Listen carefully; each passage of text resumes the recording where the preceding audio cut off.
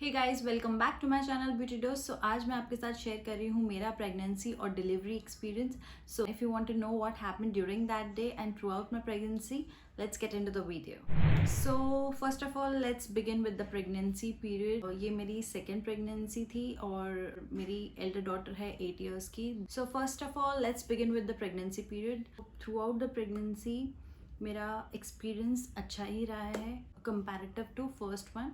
सिर्फ थोड़ी सी कॉम्प्लिकेशन आ गई थी ड्यूरिंग द फर्स्ट ट्राइमेस्टर। मेरा ये अनप्लान्ड बेबी था, मतलब अगर मुझे प्लान करना होता तो with in 2 to 3 years he मैं प्लान कर लेती। बट मुझे ऐसा ही था स्टार्टिंग में कि एक ही बच्चा है तो it's more than enough. But धीरे धीरे my husband wanted the second child, so we started planning 2 to 3 years back. So बहुत टाइम तक हम ट्राई भी कर रहे थे, बट जैसे बोलते हैं कि जब यूनिवर्स तुम्हें देना चाहता है तभी देता है। तो बहुत टाइम से हम ट्राई कर रहे थे पर कंसीव नहीं हो रहा था। But I didn't wanted to go for IVF because पहला बच्चा भी मेरा नॉर्मली नेचुरली हुआ है, तो I wanted that second pregnancy भी मेरा नेचुरली हो। सो आई डिसाइडेड कि अगर होगा तो ठीक है, वरना कोई बात नहीं। तो हमने 2-3 साल पहले से ही ट्राई करना स्टार्ट किया था, बट कंसीव नहीं हो रहा था, तो वी ड्रॉप दैट प्लान कि ठीक है अब एक ही है, जो भी है एक ही है। फिर सडनली जब यूनिवर्स देना चाहती है वो तभी देती है। हाँ, दिस ईयर जनवरी में मेरे पीरियड्स मिस हो गए। देन हमने चेक किया तो we came to know that I am pregnant. So finally after all जो इतने टाइम से हम ट्राई कर रहे थे वो फाइनली ऐसे अनएक्सपेक्टेडली हो गया। तो we were very happy, specially my husband Sahil, his name is Sahil. तो वो भी बहुत खुश थे कि फाइनली जो इतने स्ट्रगल हम कर रहे थे वो अल्टीमेटली रिजल्ट आ गई। फर्स्ट मंथ तो स्मूथ ही था, सेकेंड मंथ से थोड़ी कॉम्प्लिकेशन स्टार्ट हो गई। कॉम्प्लिकेशंस इन द सेंस जैसे सबको होता है morning sickness, vomiting, extreme vomiting जो मेरे से बर्दाश्त के बाहर हो रही थी। बहुत ज़्यादा हो गई थी मुझे वॉमिटिंग्स, जो खा रही थी सब कुछ वॉमिट हो जा रहा था, तो बहुत मुश्किल हो रही थी।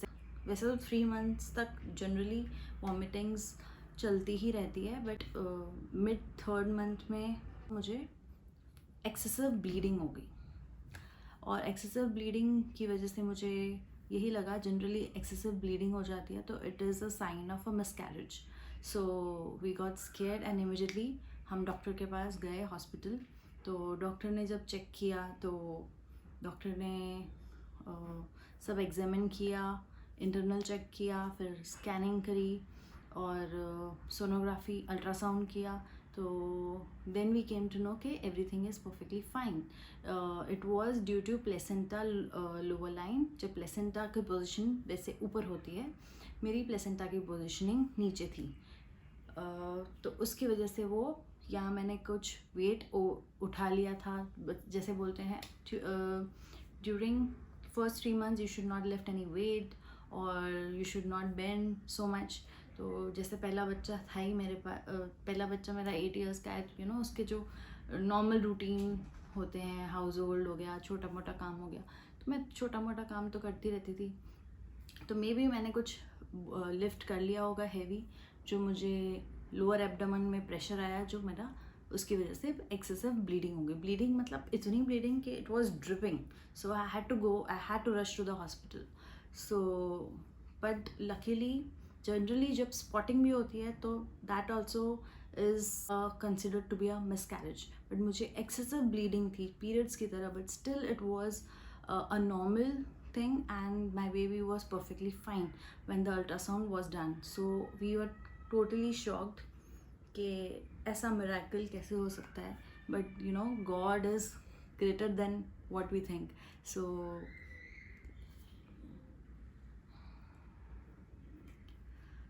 जब वो अल्ट्रासाउंड हो रहा था हम लोग को तो बहुत डर लग रहा था। Even my husband was very very scared at the time कि डॉक्टर कुछ बैड न्यूज़ ना दे दे कि but touch wood everything went well and we got to know कि baby is perfectly fine.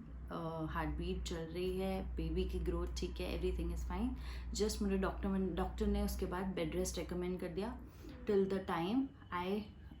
Time placenta come in the right positioning. तो placenta बहुत important role play करता है फॉर द बेबी, तो उसकी पोजिशनिंग बहुत इंपॉर्टेंट होती है। तो वही प्रोटेक्शन शील्ड होते हैं kind of for the baby, और वही अगर खतरे में आ जाता है तो बेबी भी खतरे में आ सकता है। तो इसलिए बोलते हैं कि हमेशा अपना ध्यान रखना चाहिए during pregnancy, specially during the first 3 months. तो उसके 3rd मंथ से ही मेरी बेड रेस्ट स्टार्ट कर दी। For 2 to 3 months I was on complete bed rest. मतलब मुझे सिर्फ वॉशरूम जाना अलाउड था, बाकी कोई काम नहीं, कुछ भी नहीं। तो मैं पूरा टाइम बेड रेस्ट पे थी। उसके बाद आफ्टर 6th मंथ मेरा नॉर्मल, मुझे डॉक्टर ने बोला कि मैं अब नॉर्मल घर का बेंड नहीं हो सकती, पर नॉर्मल घर का छोटा मोटा काम, अपने बच्चे को पढ़ाना या ऐसा छोटा मोटा काम कर सकती हूँ। उसके बाद मेरी pregnancy through out the 9th month it was very smooth, it was very beautiful experience.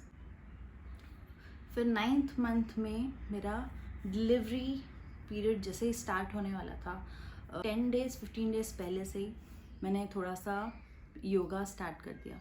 Yoga in the sense बहुत टफ एक्सरसाइजेस नहीं, जो ब्रीदिंग एक्सरसाइजेस होती है, जो भी एक्सरसाइजेस रिकमेंडेड होते हैं during pregnancy, I started doing that.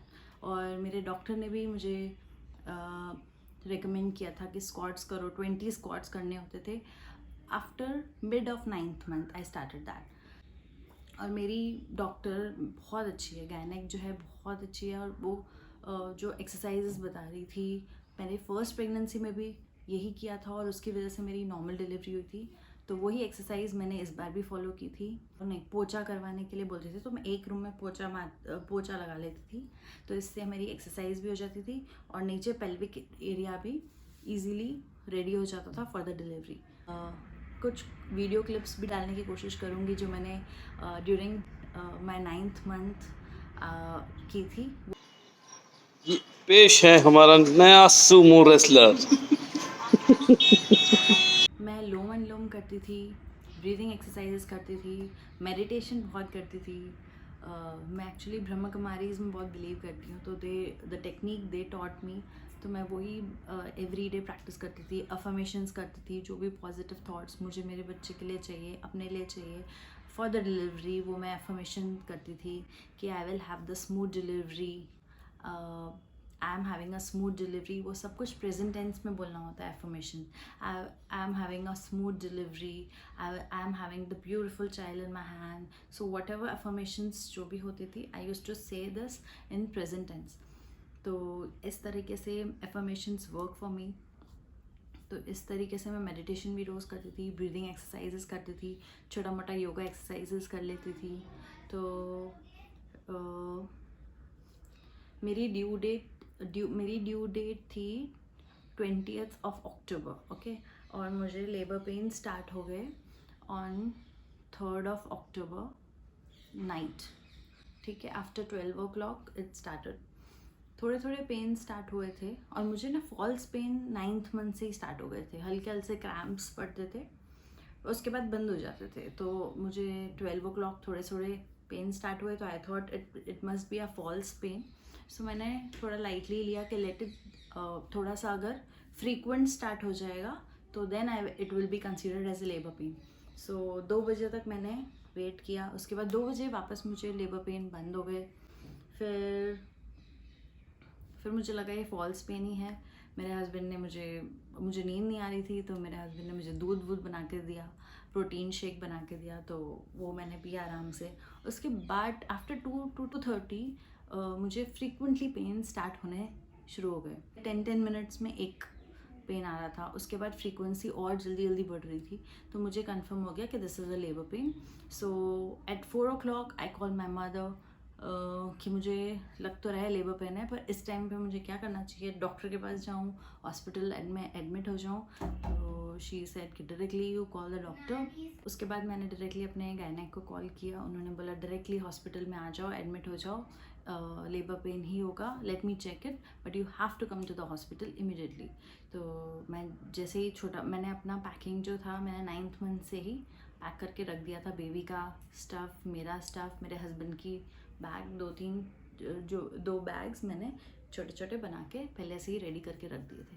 तो जैसे ही मुझे लेबर पेन स्टार्ट हुआ, माई बैग्स वर रेडी, तो हम लोग निकल गए अराउंड 6.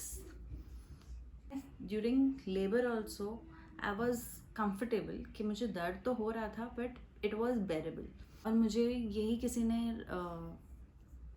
रेकमेंड किया था कि जब पेन्स आते हैं तो डोंट सिट. जनरली पेन्स इतने सीवियर होते हैं कि तुम्हें लगता है कि तुम बैठ जाओ, रेस्ट करो, बट उस टाइम पे रेस्ट नहीं करना चाहिए. उस टाइम पे जब पेन आ रहा होता है यू शुड वॉक. तो मैंने वही कंटिन्यू किया कि जब जब मुझे पेन आ रहा था मैं चलती जा रही थी कॉन्स्टेंट. तो I was very relax during the labour also. मैं अपना नहा के मैंने बोला ठीक है जा ही रहे हैं, अब स्टार्ट हो गया तो let's go with the flow. And I took the bath also in the morning in the labor. वो दिन याद करो तो इतना वो लगता है कि कैसे सब कुछ हो गया, बट हो गया सब कुछ स्मूथली. उसके बाद मैंने शावर लिया, उसके बाद मैं रेडी हुई, उसके बाद फिर हम निकल गए अराउंड 6. और मैं क्लिप भी डाल दूँगी जो मैं जा रही हूँ जब ड्यूरिंग लेबर कार में थी. मैंने वो भी वीडियो में आपको दिखा देती हूँ कि मैंने उस टाइम पे आपके लिए शूट भी की थी. अभी क्या टाइम हो रहा है? 6:12, 3rd of October. मेरे को लेबर पेन स्टार्ट हो चुके हैं रात से अराउंड 12 o'clock से. अब थोड़े थोड़े बढ़ना स्टार्ट हो चुके हैं. तो हम जा रहे हैं हॉस्पिटल. आई होप सब कुछ आराम से हो जाए, नॉर्मल डिलीवरी.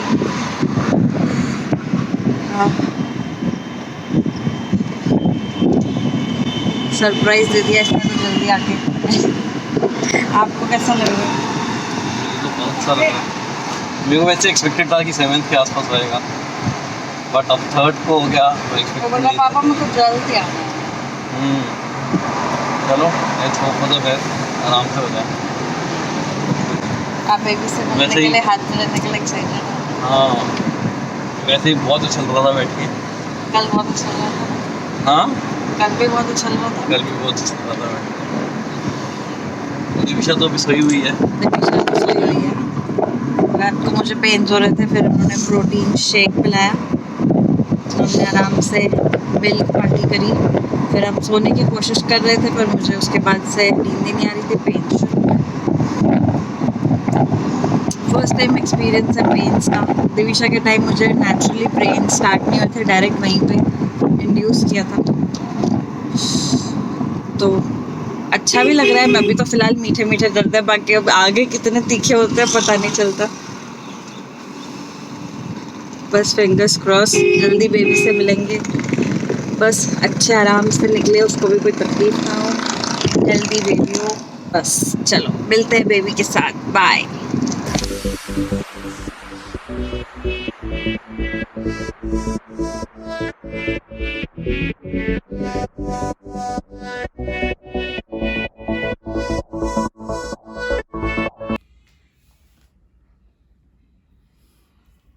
सो शॉकिंग बात यह है कि इतना लेबर पेन में होने के बावजूद मैं आप सबसे बात कर रही हूँ, व्लॉग बना रही हूँ. And but it was बेरेबल, it was not that severe. मैं वही सोच रही थी कि अभी इतना पेन हो रहा है, अभी आगे सीवियर जब हम वो OT में पहुँचते हैं, ऑपरेशन थिएटर में, तो अब कितना सीवियर होने वाला है. तो I was really scared at that point of time. But you know उसके बाद मैं पहुंची तो जैसे इंटरनल एग्जामिन करते हैं वो लोग कि यूट्रस कितना ओपन हुआ है. तो जब नर्स ने देखा कि यूट्रस कितना ओपन हुआ है तो उन्होंने बोला कि it is almost ready to deliver. So immediately वो लोग ने मैं 6:30 को पहुंच गई थी हॉस्पिटल. तो 6:30 जैसे ही पहुंची, एग्जामिन किया, उन्होंने मुझे यहाँ पर जो IV लगाते हैं वो लगाई और उसके अंदर लेबर भी इंड्यूस कर देते हैं. तो नेचुरल लेबर जो हमारे स्टार्ट होते हैं उसके साथ ये लोग आर्टिफिशियल लेबर भी देना स्टार्ट कर देते हैं ताकि वो जल्दी जल्दी लेबर हो, जल्दी जल्दी प्रेशर आए और जल्दी जल्दी बच्चा नीचे स्लाइड कर जाए. तो मुझे वो IV लगा दिया उन्होंने. तो और सीवियर पेन्स आने स्टार्ट हो गए उसके बाद आफ्टर 6:30. जनरली तुम्हें 10 सेंटीमीटर्स के अराउंड चाहिए होता है फॉर द डिलीवरी. तो डॉक्टर ने मुझे बोला कि जब मैं आई थी hospital it was already 10 centimetre. तो इतना यूट्रस ओपन हो चुका था कि it was about to the baby was about to come. So तो बस उन्होंने डायरेक्टली मुझे OT में ले गए कि अब तो बेबी आने वाला है, तो इसलिए just go to the OT. कोई टाइम वेस्ट नहीं किया। वैसे अनीमा भी देते हैं ताकि स्टूल अच्छे से पहले पास हो जाए, ताकि वो पैसेज क्लियर हो जाए, बट मुझे अनीमा देने का टाइम ही नहीं था, तो वो लोग डायरेक्टली मुझे ओटी ही ले गए। और ओटी में भी ले गए तो आप मानोगे नहीं कि इतनी स्मूथ डिलीवरी हुई कि मुझे लगा अभी तो पेन्स सीवियर स्टार्ट होंगे, पर 1 या 2 पुश में ही baby came out and I could not believe my eyes के it is done. It was just done within half an our.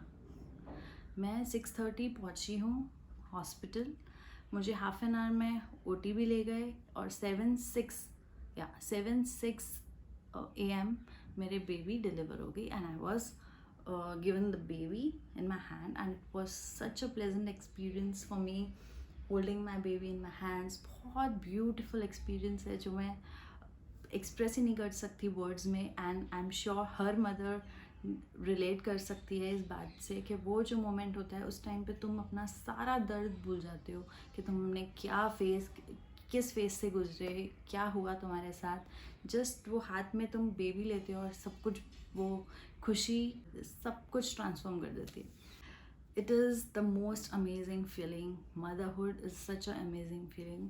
जब मुझे बताया, ऑब्वियसली मेरे फैमिली में सबको लग रहा था, या सबको जैसे लगता है फैमिली कंप्लीट हो जाए, बेबी गर्ल बेबी बॉय दोनों हो जाए तो फैमिली कंप्लीट हो, तो वो भी मेरे फैमिली में यही था, मेरे हस्बैंड को भी यही था कि एक बेटी है एक बेटा हो जाए तो फैमिली कंप्लीट हो जाती है। But when I got baby girl in my hand, वो क्या थॉट होता है बेबी बॉय बेबी, सब कुछ वैनिश हो गया। और जैसे ही मुझे मिली मेरी बेटी तो मुझे इतनी खुशी, और सबको including my husband, he was so happy कि वो जेंडर तो भूल ही जाते हैं कि हमें क्या चाहिए था। It's in God's hand obviously, but ultimately we wanted कि सिर्फ हेल्दी बेबी आए, और that was our main concern कि बेबी सिर्फ हेल्दी हो, बाकी और कुछ नहीं चाहिए। So this was my experience of pregnancy and delivery. It was amazing experience, and it is completely different experience from any other relationship or feeling. So हर एक lady को, मैं चाहूँगी कि हर औरत को ये ब्लेसिंग मिले to have a pregnancy and have a normal delivery. वैसे तो सी सेक्शन भी कोई बुराई नहीं है, but post recovery C section में थोड़ा सा टाइम लगता है, और नॉर्मल डिलीवरी में जो पेन होता है वो सिर्फ ड्यूरिंग द लेबर होता है, उसके बाद यू आर परफेक्टली फाइन। छोटा सा स्टिचेस भी आते हैं, वो within a week heal हो जाते हैं। नेक्स्ट दिन मुझे डिस्चार्ज भी कर दिया। I was perfectly fine, I could walk, I could do everything, I could take care of my baby. So that's the best part of normal delivery. तो और मैंने कोई एपिड्यूरल वगैरह कुछ नहीं लगाया था, ना फर्स्ट डिलीवरी में ना सेकेंड में। Okay, it was amazing experience and it is a blessing to have a child. So that's all for today.